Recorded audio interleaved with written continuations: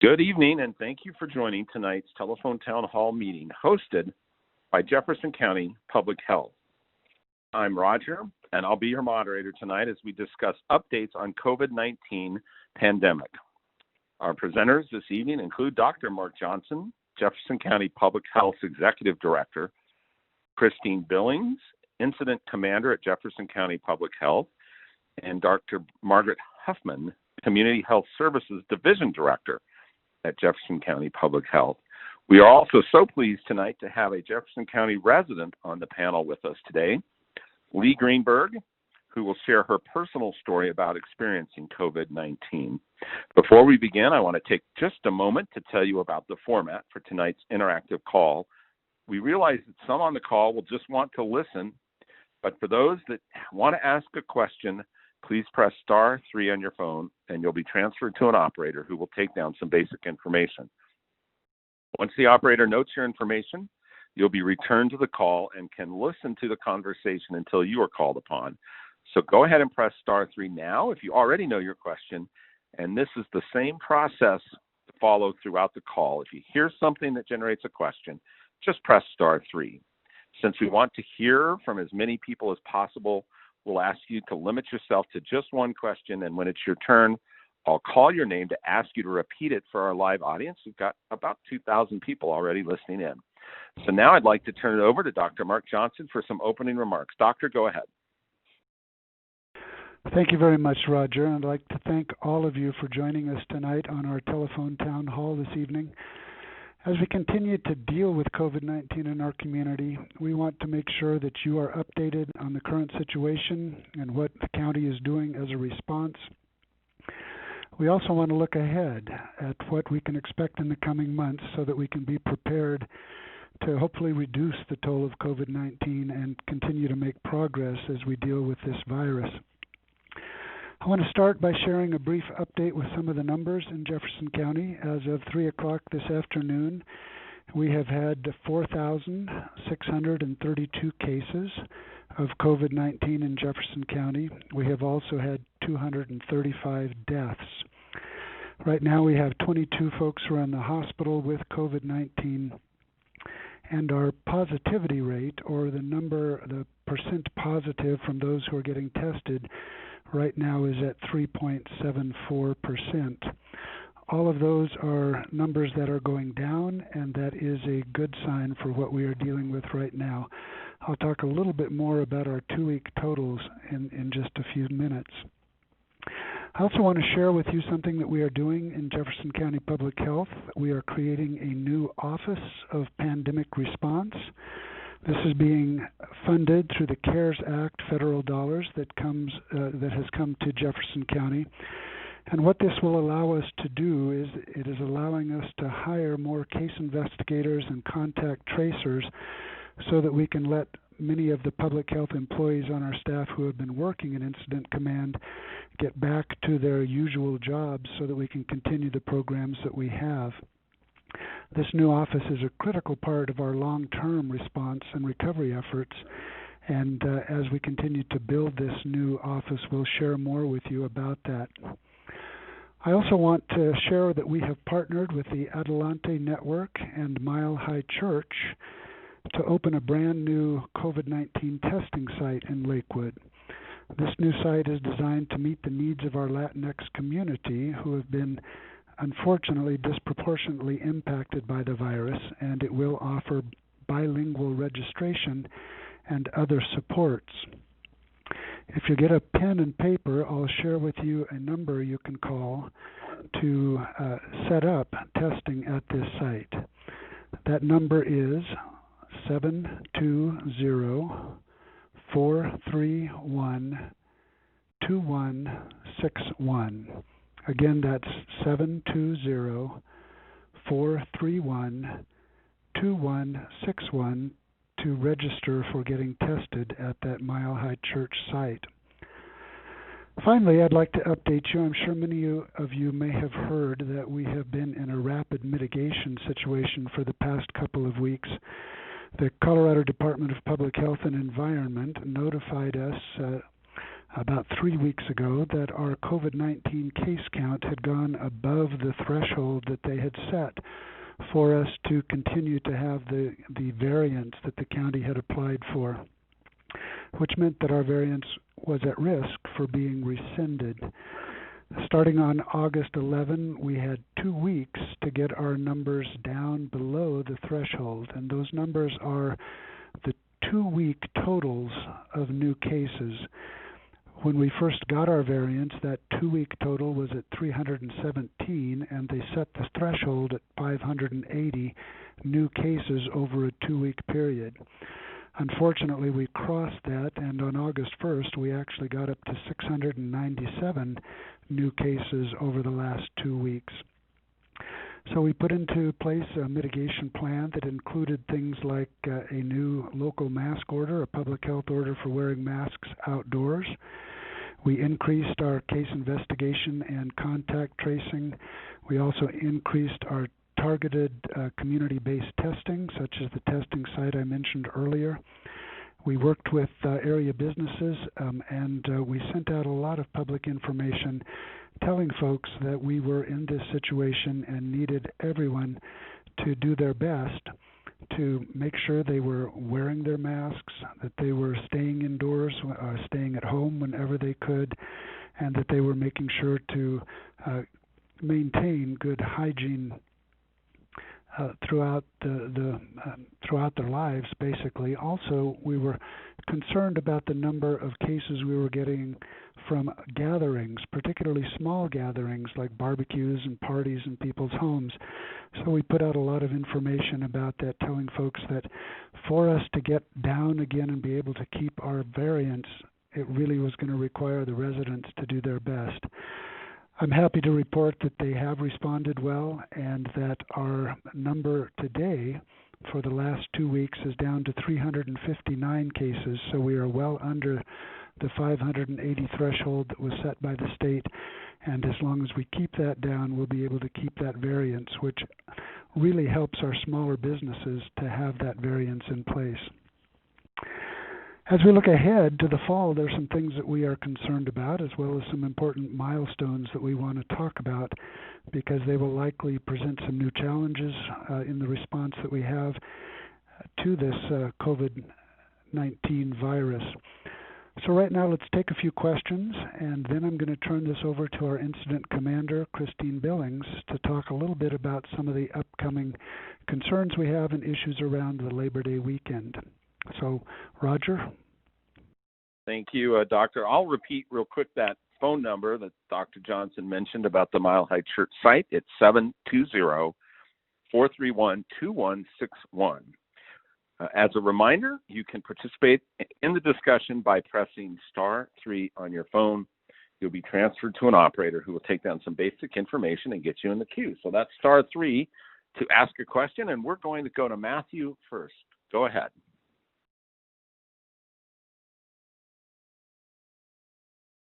Matthew, you're live. Go ahead with your question.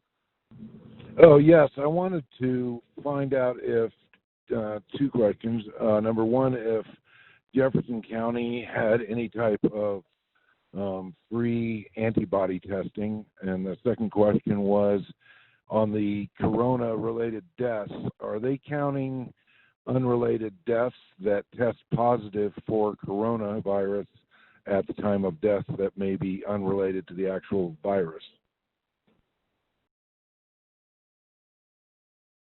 Thank you, Matthew. I'll answer those 2 questions for you. We are not at this current time providing any free antibody testing. Essentially, antibody testing is something that does not tell us if somebody has the disease currently. It tells us whether somebody has had the disease in the past and they have built antibodies to it. Right now, all of the testing that we are keeping track of as far as number of cases has to do with the molecular testing, which actually looks for the viral molecule itself and tells us that a person is infected at this time. As we move forward, we may be looking at more antibody testing as we do surveillance, particularly focusing on particularly groups such as perhaps healthcare workers or other like teachers or other groups where we're trying to find out how much infection has there been in that particular group. And eventually, we may actually want to be doing a complete population surveillance. But right now, we're focused on the molecular testing for those who are currently ill.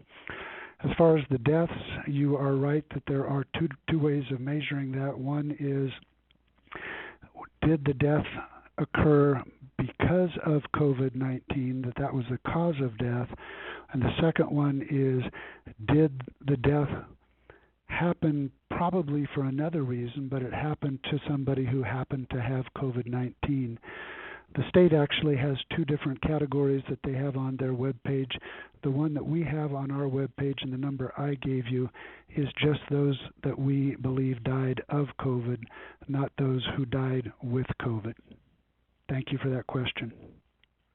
All right, Alicia is next. Go right ahead. I'm on the phone. Hi, my question is, I want to know when the children will be able to go back full time. My son is only going 2 days during the week, and I'm just wondering when they will be back full time in school. He's a middle schooler.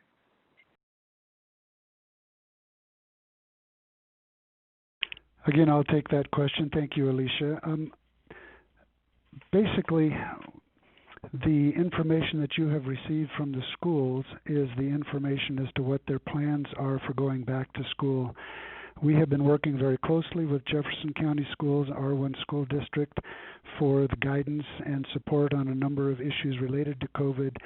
But the school district is an independently governed entity with their own elected board, and so they have the responsibility for setting their policies and their datelines for the school district. And at this time, if you have questions about the school, I can give you an email address for the director of health services for the school, and that would be the place to get that question answered.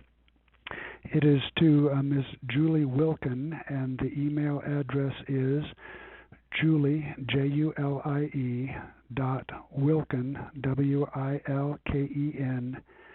at jeffco.k12.co.us. And any school-related questions should be directed directly to the school district and to Julie. Thank you very much, Alicia.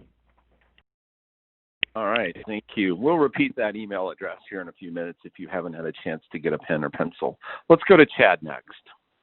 Go ahead. So my question is kind of along the same lines as the earlier one. I'm curious why we don't break down the deaths as to the age group, and then also if they had comorbidity, and if they, well, I guess these ones didn't, he was saying, but also were they in nursing homes? Were they in care centers? Were they already, convalescing in some way? So I'd be curious why we don't do that, and since we don't, what are those actual numbers? Again, I'll take that. Thank you, Chad. If you go to Jeffco Health, if you type in Jeffco Health in your search engine and go to the Jefferson County Health Department website and click on the COVID-19 link there, we do have all of that by age, and we have that broken out both by age and by gender and by race and ethnicity, as well as it is, you can actually find a map and see what is going on around the county, even down to the neighborhood level. So if you go online, you can find that information, and I would encourage you to do that. Thank you.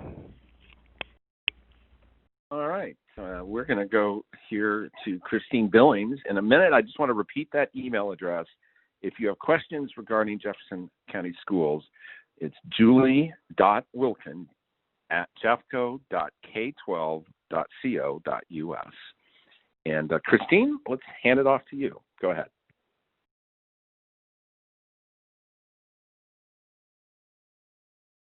Great. Thank you, Roger. Good evening, everyone. My name is Christine Billings, and I'm the Incident Commander for Jefferson County Public Health for our response to COVID-19. I'm also the Emergency Preparedness and Response Coordinator, and I've worked for the county for over 12 years.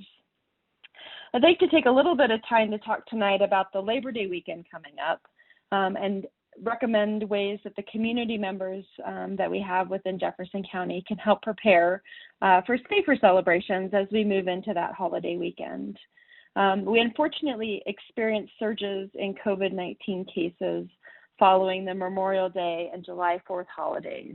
So we want to do our best to use what we learned following those events to help us prepare for the holiday coming forward and hopefully to prevent another surge. In the last several months, many of our COVID-19 cases have been linked to private gatherings and parties, things like barbecues, birthdays, and weddings.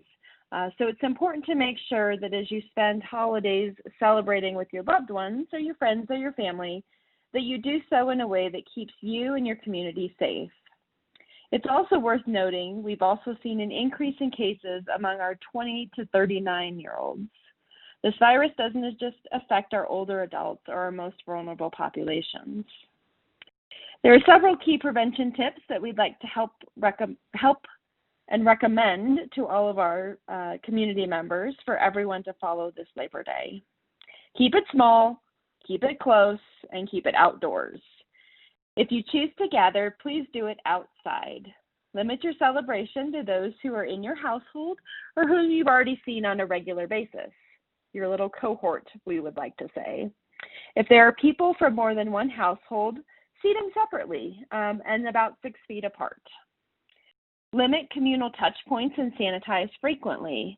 If you're going to play games, lawn games such as cornhole, perhaps pick up additional bean bags so that each person can have their own set, or have someone bring their own to the game. Disinfect the games between rounds.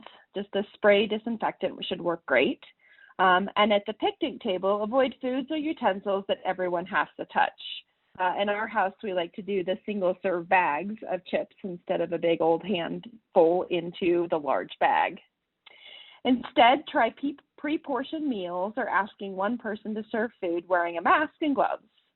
Make sure that hand sanitizer is available and used regularly. Travel safely and minimally. Make a plan for how you will get where you're going. Remember that closer to home is better, as counties outside of Jefferson County and states outside of Colorado may have higher levels of virus transmission. Avoid taking public transportation if you can, and don't travel in cars with others who don't live with you. And assess the risk. Anyone who is at more risk of getting severely ill from the virus, like those with underlying medical conditions, should think twice before attending gatherings. If you're feeling unsure or worried about the level of risk, just stay home. Continue to follow important public health precautions, which include wearing a mask, staying 6 feet away from others who don't live with you, and washing your hands often. If you have symptoms of COVID-19, please get tested and isolate yourself from others while you wait for those test results. Next, I'm extremely happy to introduce a community member who unfortunately was diagnosed with COVID-19 in July.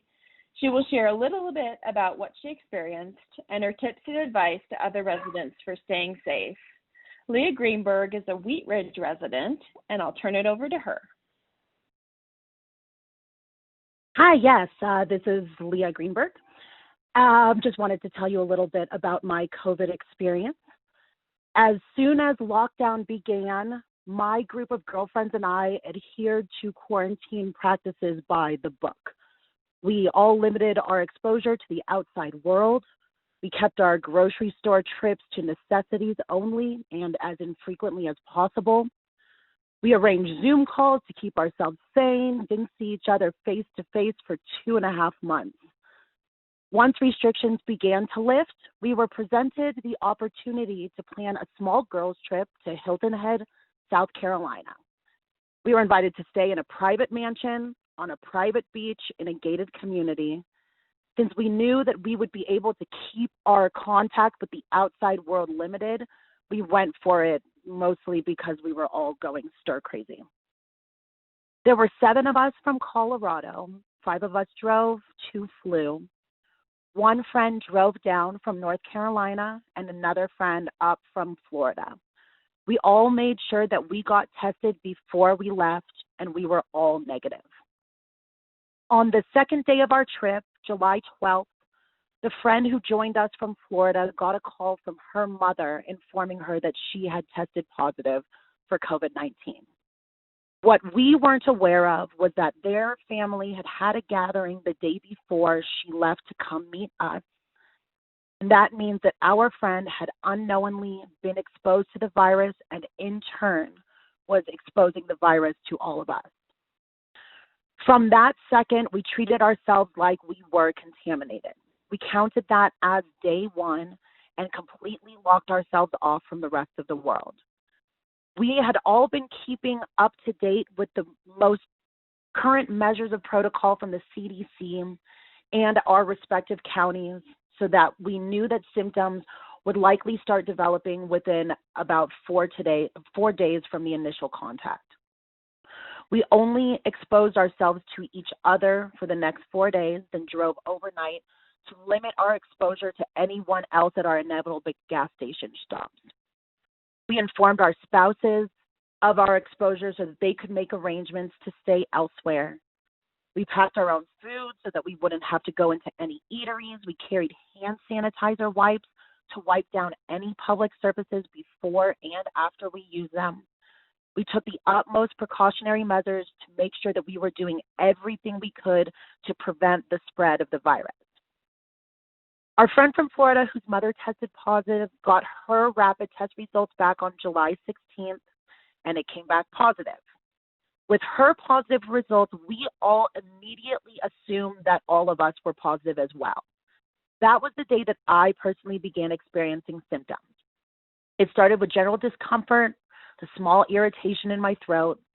By the middle of that night, I had a full-blown fever and knew that I must have contracted it. I woke up the next day, and my body was in so much pain I could barely move. I had to take breaks walking from room to room because I was so fatigued. The fever only lasted 2 days, but the fatigue and body aches lasted for about a week. So I waited until my major symptoms had passed because at the time CDC was advising 72 hours post-fever before going back into the world. I went and got a rapid test and confirmed that I had contracted COVID-19. One of the most interesting things was seeing how completely divided our group was in terms of contraction and symptoms. Out of the 9 of us, 5 of us tested positive and 4 remained negative even after being in close quarters, cooking together, sharing beds, and traveling together. Out of the 5 of us who did contract it, 1 remained completely asymptomatic, 2 only experienced very mild discomfort, loss of smell and taste, and then 2 of us got almost all of the symptoms aside from the extreme stomach issues. Since all of us were in this together, we had each other as a support system. In our group chat, we kept each other up to date with any new and current information we had learned about being safe and minimizing any possible spread. My best advice for those wanting to celebrate the upcoming Labor Day weekend is just be smart. We did everything we could to be cautious, but didn't want to live in fear, and yet we still experienced the consequences. Just don't be selfish. Don't go party in large groups in public places. Keep your gatherings small, separated to a private area. Keep hand sanitizer, sanitizing wipes so that you're protecting yourself and others from cross-contamination. Invest in a few stylish masks. We're going to have to wear them that have the options for N95 filters. Get tested before and after group gatherings so that you know for certain whether you are a carrier. Stop fighting that this is the new norm. Get on board. Your selfishness could result in someone else paying the price even without you knowing. Thank you. All right. Thank you, Christine and Lee. What a story, and thanks for sharing that. Now, let's get back to some more questions. And as a reminder, you can participate in the discussion by pressing *3 on your phone. You'll be transferred to one of our operators standing by who will take down some basic information and get you in the queue. Again, *3. Let's go back to questions. Albert is next. Go ahead. Hello. Go ahead with your question. Hello. I am a retired physician at age 93, and I have used a sun lamp or vitamin D since the 1950s. I missed only one half day during my medical practice that ended in 93. I have a nephew in Wisconsin near Milwaukee. He says they're talking a lot about the advantage of taking vitamin D, but I've heard nothing about it in Denver. I feel it's safe up to 4,000 units per day. I wondered what your thoughts were about that. Thank you, Albert. This is Dr. Johnson. There is a lot of work, as I'm sure you know, being done around the world on various treatments, and some of them are including vitamin D. There is some evidence that basically what the evidence is showing that there are some people who are low on vitamin D, and that if you're low, you may have more of a risk, but that vitamin D is not necessarily a treatment. As we're looking at treatments, there are 3 that have been officially certified as helping to improve things. One of those is the antiviral drug remdesivir, which has been shown to decrease deaths. Another one is dexamethasone, which is a steroid that helps to decrease inflammation, that has been shown to decrease the time in the hospital. And then I'm sure most of you heard yesterday, the FDA has approved a emergency use authorization now for convalescent plasma, which is essentially taking the liquid portion of blood from people who have had the disease and have made antibodies to the disease and injecting that plasma into particularly very, very ill people who are usually in ICUs in the hospital. There are a lot of other studies being done. One of those I'm sure that you've heard about is hydroxychloroquine, which is usually used for a certain type of malaria. It seems to have some anti-inflammatory and some immunomodulatory response that helps to do some things with some diseases, particularly like lupus and rheumatoid arthritis. There was a study that came out very early in France that said that there were some promising practices for it with COVID, but 5 or 6 randomized controlled trials looking at it have not shown that it does help with COVID and actually may cause some side effects that are dangerous. People are still talking about it. They're talking about it with other antibiotics or with zinc. There is a lot on the internet and there's a lot in the media about it, but from a scientific point of view, there is no evidence that it is helpful. And also, as I mentioned, with the vitamin D, it's possible that there are people who are low with vitamin D that would benefit from having some of that as a supplement, but it is not seen as a treatment for COVID-19 at this time. But thank you, Albert, for that question. Haley, you are next. Go ahead with your question. I think you mean Carly. Hopefully I'm not stepping on someone else's talking time here. But go ahead. Okay. And so I just wanted to say my fiance, we live in Jefferson County. He had a friend. They went on a backpacking trip. His friend tested positive for COVID-19 after the trip. He lives in Grand County, the friend. And so Grand County's contact tracer health department contacted my fiance within just a couple of days, telling him that he was in contact with someone who was positive, all the proper things he should do. And then I think it was a week, if not 10 days after, that Jefferson County contacted him, telling him the same information. Luckily, he was already quarantining and wasn't out in the public. But I guess, is it typical for, I guess it's when a person is positive in a different county, did that time takes a little bit? Because I do feel like, a week to 10 days is just way too long. There's a risk of exposure in there. Is that just because that positive case was in a different county and it takes time to communicate that? Thank you, Carly. I'm going to ask Christine Billings to answer that question since she is working mostly with the contact tracers, but you're right, it does take a little while. But Christine? Yeah, thanks, Dr. Johnson, and thanks, Harley. That's actually a really great question. There's sort of two steps to every case. So when someone becomes tested and they are identified as being positive for COVID-19, all of that data goes into the Colorado Electronic Disease Reporting System. And if there's pieces of data that are missing, it takes about a little bit of time for the state to sort out residency of the case. So sometimes time can be added into the investigation there. And then it takes a little bit to usually contact the case due to timing of the phone call. But all of that notification for Jefferson County, we're at about 95% of our contacts are done within 24 hours of being notified of a positive case. And when we do that case investigation, we gather all of the contact information. And that's where probably your fiance was a part of that process, was during the case investigation, his information became known to the local health department of your fiance's friend. That local health department, so in that case, Grand County Public Health, would have shared that information over to our team on our end.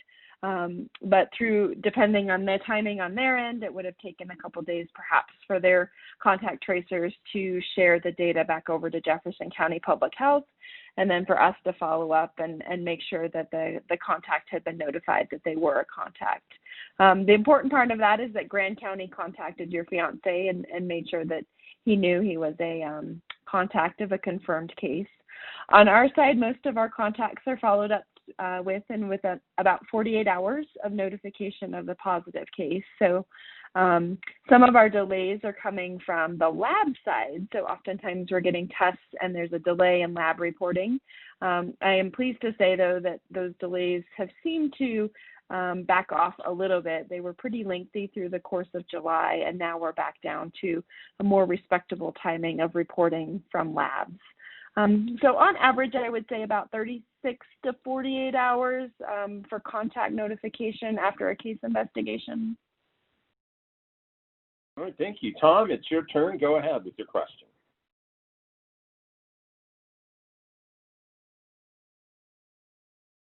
Share with us where the hot spots are in Jefferson County.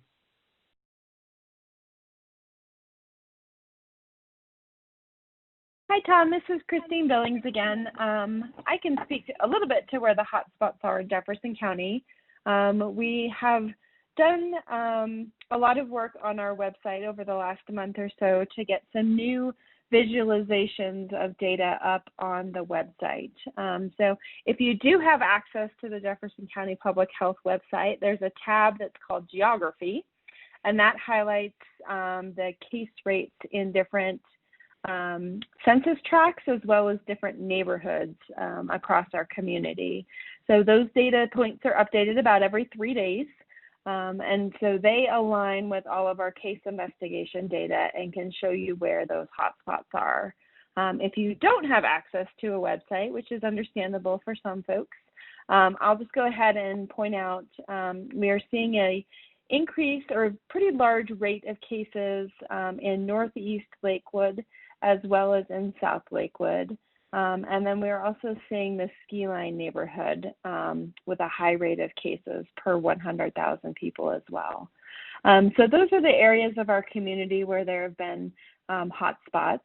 It is important to note that this is based on where the resident lives and not necessarily where they work and play. And so it's super important that even though we have hot spots in these neighborhoods, the cases could have been contracted from elsewhere, and this just happens to be where they live. So that's a little bit about the hot spots within Jefferson County. Okay, great question so far. Joni is next. Go ahead. Well, I've changed my question since since I've been on hold, but I'm wondering if I can get a commitment from all of the members that they will never support a forced vaccination, a mandatory vaccination program.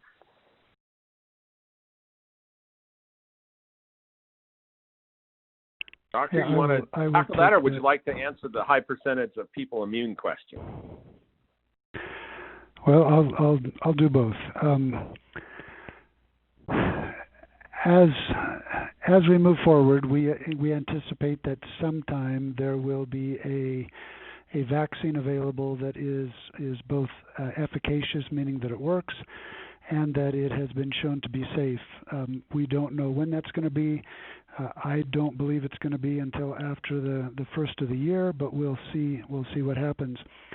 There's been a lot of talk, particularly on the media and social media, about being forced to have a shot.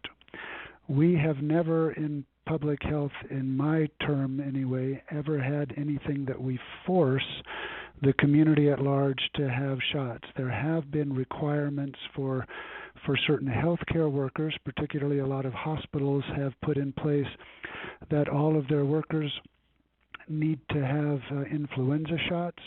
We also have requirements in our work here at the health department for other vaccinations that are required for our staff to do work because they are exposed to so many people who can be infectious or could pass it on to others who may have immune deficiencies or other things. So we have required that for work, but we have never required it for the public at large.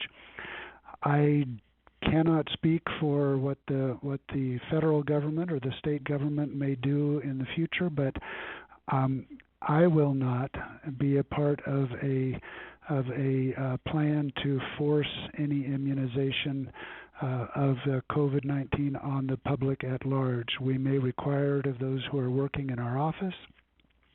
There may be some, like I said, in healthcare who will be required to get it to keep their jobs. But I can say that we will not, or I will not anyway, and Jefferson County Public Health, as long as I'm here, will not have a forced immunization program for the population at large. Let me also talk a little bit, there's been a lot of questions online about immunity, and I want to just talk a little bit about immunity. Immunity, of course, you probably all know, is your body's ability to fight infections, particularly infections, although to some degree it's also for fighting things like cancer and other things. Your body has a marvelous mechanism for fighting foreign substances that come into the body to make sure that your body stays well. We've talked a lot about herd immunity, and essentially what herd immunity is when you get to a large enough percentage of your population who have immunity to something that it's very difficult for that usually infectious agent to spread in the population because so many people in the population are immune. It has been estimated that for COVID-19, that's going to have to be somewhere between 50 and 70% of the population who have immunity for it not to be able to spread well in the community. Right now, the estimates are at the most that we may have had 10% of the population who have been exposed to COVID-19, so we still have a way to go to get that kind of immunity. A vaccination is another way that you can build immunity, and so that's one reason that we are so anxious to get a good vaccination, is that we can then vaccinate the population and build herd immunity that way, so that we again have a population in which the virus does not travel well because so many people have been vaccinated or have herd immunity from being ill. There's also talk about boosting somebody's immunity, and I want to just say a word about that. The immune system is one that works very well with a healthy body, and to keep a healthy body, you need to do things like eat well, sleep well, decrease the amount of stress in your life, exercise well. Those kinds of things do help to make sure that your immune system is healthy. There is little evidence, however, that you can boost your immunity by taking large amounts of supplements of something or doing anything particular to help quickly boost your immunity. Although you will find on social media that there are a lot of people who are selling things or have stories about how they boosted their immunity. I would refer you to Harvard School of Public Health, where they have a good web page talking about boosting immunity and basically stating that although you can live in a way that improves your immunity, there really is not much that you can do to quickly boost your immunity as many people hope to do. Thank you, Roger. All right, thank you. Let's go to Charles next. Go ahead. Thank you for taking my call. My question is, what's Jefferson County's end game in all this? Like, what's the benchmark standard for you guys saying, okay, this is done. We don't have to wear masks anymore. This is all over. My wife and I both have businesses in the area. We are suffering due to this mask mandate. People are not frequenting our businesses, both of them. And we just haven't seen anything for the benchmark standard of, okay, let's all go back to normal. What say you on that?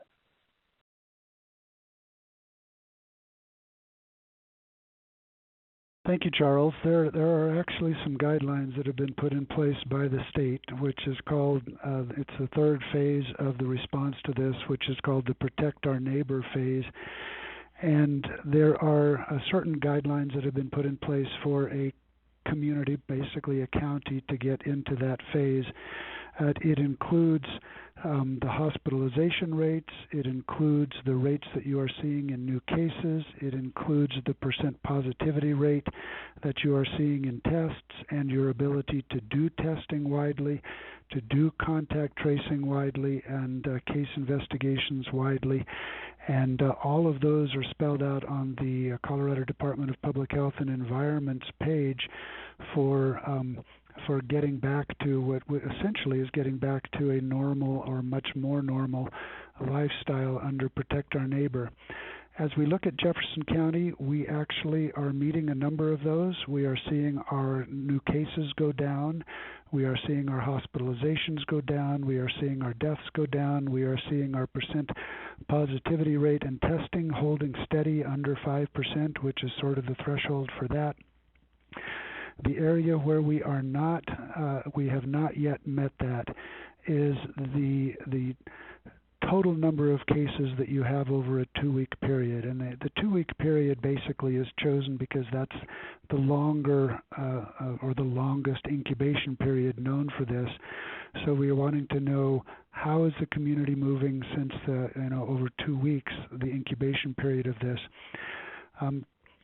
For our county, we would need to get down basically below 290 cases over a 2-week period for us to move into the Protect Our Neighbor phase of the response, as long as all those other things are moving down too.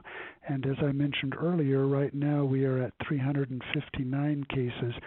We've come down from 690 some, so we're moving in the right direction, but we are not yet at that stage where we can apply to the state and say we want to move into that Protect Our Neighbor stage. Once we are, then we'll have to again reevaluate what's going on in the communities around us before we start saying that we can open up more, or that we can start taking off the public health orders for large events or for masking orders, because Jefferson County is not an island to itself. We also are impacted greatly by what's going on in the counties around us. But once all of the counties, or most of the counties in the Denver area, are down in that Protect Our Neighbor phase, I believe that we will be getting back much more to normal. Thank you. All right, Audrey, it's your turn. Go ahead. Hi. First of all, I want to say thank you for this informative town hall meeting. It's really great. My question is, it's my understanding that cooks in restaurants are not required to wear masks because they are not in public spaces. However, while they're cooking and talking, can't they still transmit the virus as they're preparing the food? So why is it that they're not required to wear masks? Thank you, Audrey. I'm going to turn to Christine Billings on this one. It is my understanding that they are required to wear masks, but Christine, you deal with this more than I do. Can you respond to this, please? Yeah, thank you, Audrey. Yes, so everyone inside of a facility, because they're inside of a space, should be wearing a mask, especially while cooking food during a COVID event. And so those in the retail food industry should be wearing those masks. I do know that our Jefferson County Public Health environmental health inspectors are integrating COVID education into their normal restaurant inspections. If you see something of concern, certainly reach out to the health department and we can follow up with some education to that particular location. And if they're having issues accessing resources related to PPE or that personal protective equipment, the masks and the gloves, we can certainly assist with vendor lists to make sure that those restaurants are getting the needed resources to keep their business open and the community members safe. So your question was a great one, and I do know that education is being worked in, and we can help those with access to resources if they just don't have quite what they need to make sure that safety is first. I would like to add one thing to what Christine just said, if I could, Roger, and that is how you wear your mask also makes a difference. I'm seeing quite often people who are wearing their mask under their nose, which actually does not do what a mask is supposed to do. For a mask to really help protect both you and those around you, it needs to completely cover your nose and your mouth, not be under your chin or under your mouth and under your nose. So how you wear your mask is also very important. Thank you, Audrey. All right. Thank you, doctors. Let's call on Greg next. Go ahead. Yes, I was wondering, is it true that it has a 98% survival rate, and why is nobody talking about that?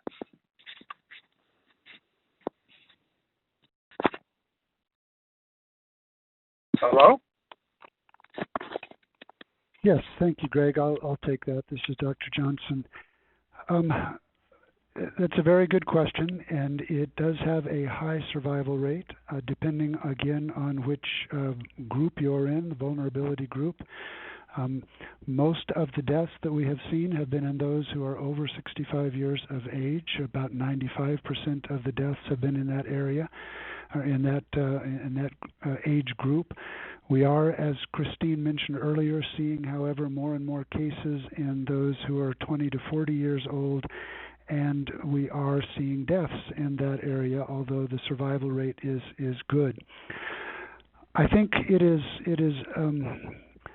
it's not good public health to only focus on the survival rate, and what I mean by that is, as Leah mentioned, this is a disease that can cause a great deal of disruption both in life, in families, and it is a very expensive disease even if you may survive it. Those who are hospitalized run up bills sometimes over $1 million, who are then left with that bill to pay, even though they, quotes, officially survived, end quotes. Also, we are seeing that it is disrupting the business, it's disrupting workplaces, it's disrupting families. So the overall cost of this disease is not insignificant even if you survive it.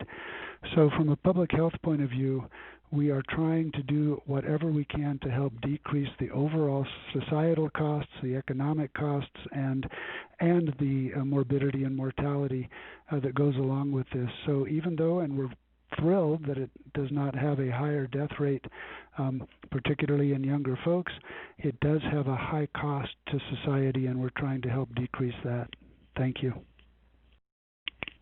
All right. Next up is Anna. Go ahead. Yes. So the Lakewood Sentinel used to be a free newspaper, and it would tell us which King Soopers had outbreaks. It went to a subscription only now, so I don't get it. And I'm trying to figure out where I can how can I figure out which King Soopers have had outbreaks? Hi, Anna. This is Christine Billings, the incident commander here. The best site that I can direct you to for information on outbreaks across the state actually would be the Colorado Department of Public Health and Environment website. And that address is COVID-19 .colorado.gov and then /data. And on that data website, it's brand new. They actually redid their website at the state level. And if you scroll down to the bottom, there is an additional resources button. Oh, sorry, my dog. And there's an outbreak data file. And that will be able to give you the information that you're looking for about statewide outbreaks, and that includes Jefferson County. Let's go to Chad next. Go ahead. All right, did you say Chad? I'm sorry. Yes, sir. Go ahead, Chad. There's been a lot of the questions that I was going to ask were actually already answered. So I guess my earlier when I asked why we don't report the death rate among age groups, and we just report deaths. Why is it done that way instead of where you have to go do the research to find out who's actually dying? Because what I feel like that does is it creates panic. So I'd like to know what the public health position on that is, because it seems to me that reporting that, there's been 297 deaths, and which you just admitted most of them are over 65. Why do we report it that way? Because it just makes people that are younger worried, panicked. We see teen suicide increasing, all of these things that are happening because there are people that aren't necessarily at risk that can risk others. But why can't we be responsible, and why do you report it in a manner that creates that panic? Chad, this is Dr. Johnson, and as I mentioned, all of that data is available on our website. We also have a communications group that is constantly trying to educate the population as to what's going on with this. We have not in any way tried to hide the fact that the majority of these deaths are in those over 65 years of age. You can also find that those in the Hispanic or Latinx community are being impacted more than those in the white community. You can find how your neighborhood is doing. All of that information is on our website, where we are not trying to scare anybody. We are trying to educate people and let them know what's going on. So I don't know what else we could do other than get that information out in our news releases and in our website. I cannot take responsibility for what Fox News or MSNBC may be doing as far as bringing fear to the communities, but as far as we can respond here in Jefferson County, we are doing our best to get that information out there so you can see it and make your decisions based on that. Thank you, Chad. All right. Why don't we now pivot a little bit and transition on topics a little bit. I'm going to turn it over to Dr. Margaret Huffman to talk about another issue we should all be preparing for this fall, and that's the flu season. Doggone it. Dr. Huffman, go ahead.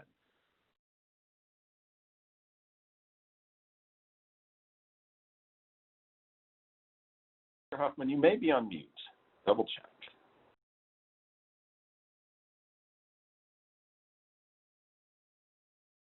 Hi, can you hear me now? Yes, go ahead. Sorry about that. As you did state, yes, we are getting into the time of year when you typically see information circulating around it's time to get your annual influenza vaccination. And this year it's more important than ever because we'll be having competing illnesses that mimic each other in many ways circulating at the same time, while COVID-19 is still circulating widely in our community. We don't know yet how severe this flu season will be in the United States, but we are working closely with healthcare partners to make sure we address the needs of the public. When we have two major viruses going around at the same time, we have to be even more careful and do everything we can to prevent getting or spreading flu and COVID-19. In order to prepare for flu season now, we're strongly encouraging residents to get their flu shots as early as possible. At this point, they're beginning to be available. Many healthcare providers are already making flu vaccine available, and check with your provider to see when you can get it. We want people to be vaccinated for influenza throughout September and October so that as many of us are protected against flu as possible. Also, the good news is many of the steps we are already taking right now to prevent COVID-19 also help prevent influenza. Please continue to take those steps, like washing your hands frequently, keeping your distance from others, and staying home if you're sick, eating right, getting enough rest, and exercising as you're able. Remember that flu vaccination not only protects you as an individual, but also those around us who are either too young to be vaccinated, infants, for example, and those who may be immunocompromised and not able to receive a flu vaccination themselves. Flu is especially dangerous for the very young and the very old, so please remember who you are in contact with and take good care of yourselves and each other. If we all do our part now, we can reduce the rates of both flu and COVID-19 in Jefferson County, and that means more people are healthy. We have a better health care capacity to be able to take care of those who do get sick, and ultimately lives are saved. All right, thank you, Dr. Huffman. Good advice for all of us to be mindful of.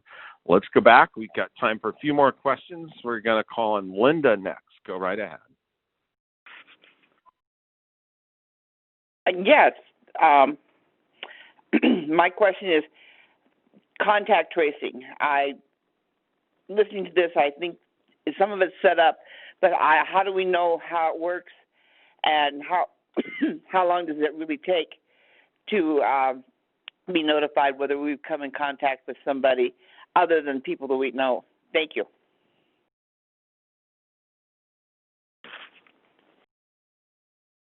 Hi, Linda. This is Christine. I can go ahead and take that question for you. So with contact tracing and who we would consider a close contact of an individual who tested positive for COVID-19, we do a risk assessment, and we look at the circumstances surrounding the 24 hours prior to symptom onset and what occurred during that time frame. Were you around individuals within your own household? Did you go to the dentist? Did you have a small socially distant gathering in your backyard outside? Or did you have a big, large house party within your home inside where nobody was masked and nobody was social distanced? And some of the key factors that we look for is the amount of time you spent with an individual, the distance that you were within from that individual, and then were you wearing a mask? And so anything greater than 15 minutes would be considered a close contact. And so if you were at the dentist's office and you tested positive, we would notify everyone in that dental practice that they were a contact of a confirmed case of COVID-19. We certainly don't give away who the individual was, but we let them know that they were in contact and they would all need to quarantine for 14 days. Apologies for my very tired dog with Mom being on the phone all day. And so those are the pieces that we look for. Again, as a reminder, probably look to hear if you were a contact within about 48 hours of that case investigation process being completed. There are cases where folks have gone to the grocery store, picked up something, and left. That amount of time is not long enough. If they were unmasked and they had conversations with the checkers, we'd probably notify the grocery store at that point in time. But if they, were masked, went in, grabbed what they needed, and came right back out, like we're hoping everyone does, then we would not notify that grocery store or that location that the individual had been in there. It is pretty safe to assume that the best method is to assume that everyone is infectious and to wear your mask, wash your hands, and stay socially distant. All right, let's go to Josh next. Go ahead. Hi, thank you for taking my call.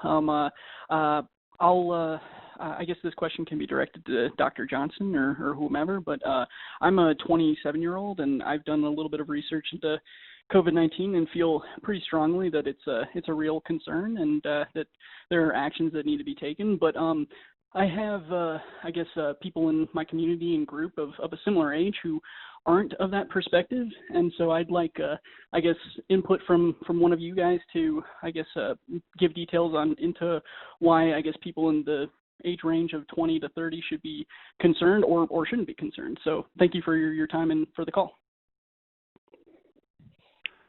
Thank you, Josh. This is Dr. Johnson, and that's an excellent question. And I think, as we mentioned earlier, I believe it was with Chad, we're trying to be as honest and open and transparent as we can be about this. And for those in your group who are 27 years old, the majority of you will probably be asymptomatic, even if you get infected. There will, however, and this seems to be running with a lot of the different age groups, there will be about 20% who become very, very ill. Some of them will need to be hospitalized, and of those who are hospitalized, about 15 to 20% of those will probably be in intensive care units and may need to be on respirators or ventilators. What we are learning, though, is that even in younger people,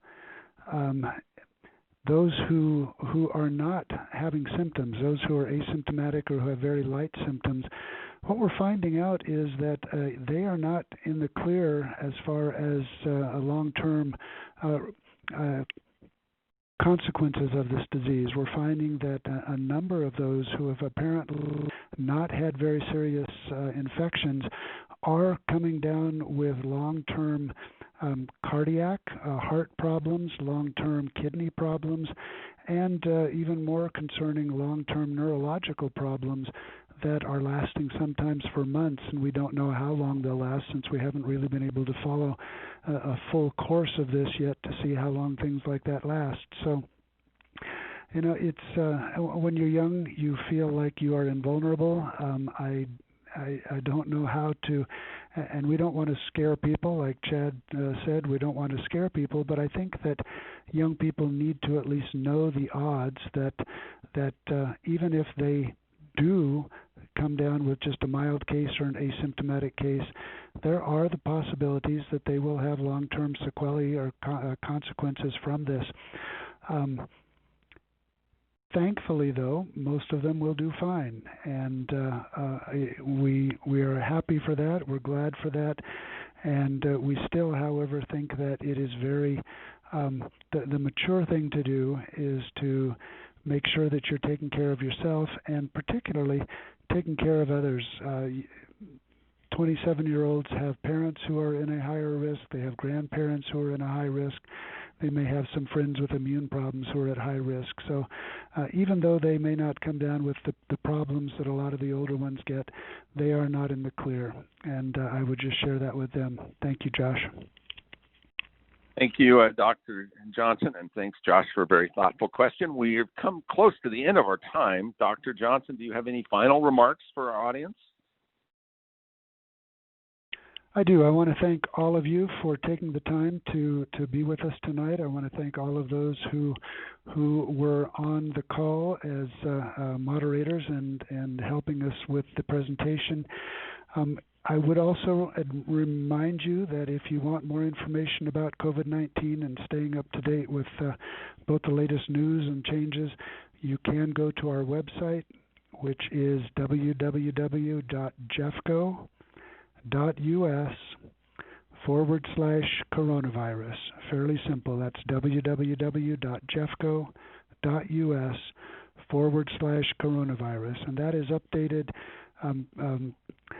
periodically, almost every day, if not every day. We update that to try to keep folks up to date as to what's going on with COVID-19 in Jefferson County. So thank you very much, Roger. I'll turn it back to you. Thank you, Dr. Johnson. We have come to the end of our telephone town hall meeting tonight, and we're sure sorry if we did not get to your question. But you can still leave a message at the end of the call, so just stay on the line and you'll be directed to a voicemail system. If you'd like a response, please be sure to include your email address or a phone number. On behalf of Jefferson County Public Health, thank you, stay healthy, and good night.